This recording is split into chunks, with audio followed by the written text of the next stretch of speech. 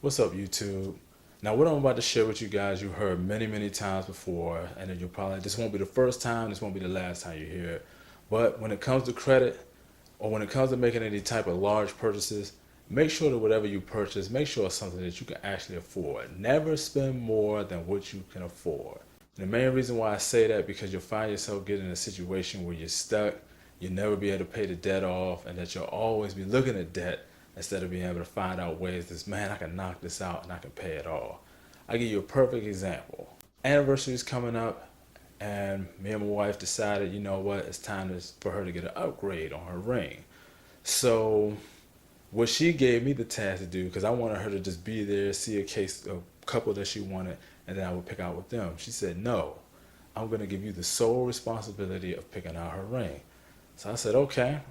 So I went to various different jewelry stores, but I'm only going to talk about two in this case, and I won't name them because don't want to get in trouble. But I just relate to them as jewelry store A and jewelry store B. Now, when I went to jewelry store A and I walked in, sat down with the gentleman, he was showing me different types of rings and, showing me how good they look, the type of cut and quality that they look. And once I told him what I was looking for, he would show me the certain direction. But when he asked me, so what's the price range of the budget you're looking for? And I told him, he said, okay, well, let's look at these over here because these are more so in the price range of what you're looking for. Because I'm not trying to spend a whole bunch of money on a ring. And plus, I think my wife wouldn't be too happy if I spent, a ridiculous amount of money on a ring where she would rather have upgrades and stuff done on the house. But anyway, he was showing me things. They showed me a very nice ring, well in the price range of what I was looking for, and that I could afford, that I could make the monthly payments, and actually that I can make the monthly payments and I could double up on them so I can actually pay it off faster. It was everything I wanted, and they were going to give me a 10% discount on the ring as well. So I was very happy about that. So then I went to jewelry store B just to compare prices and see everything that they had. But to be honest, I already had my mind made up. But they say, sometimes it's best to shop around and see what else is out there. And then if there's nothing else better, then go after what you want. So I went to jewelry store B.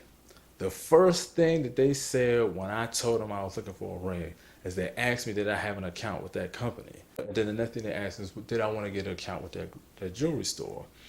And I said, no, I don't want to commit to getting an account if I'm not going to buy anything from here. Let me see what you guys have first. And then if I see something I like, I'll take that next step. Then I told them my budget and what I was looking for.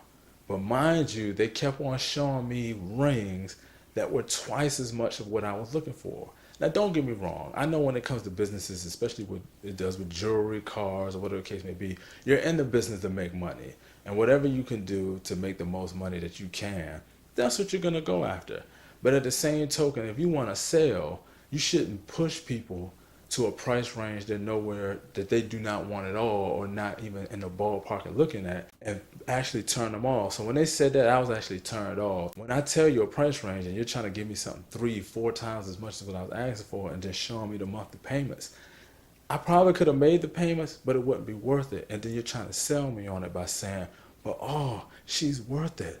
Of course she's worth it. That's why I married her in the first place. It looks good. It doesn't look cheap by any sense, But at the same token, get what you can afford. So of course, I told them what I wanted to hear, what they wanted to hear, but I made sure I walked out, went back to jewelry store A. They got my business, they got my money, but I made sure that what I got, I could afford the monthly payments instead of being talked into getting something and wilting under peer pressure to get something that I didn't even like for the selections that they were showing me.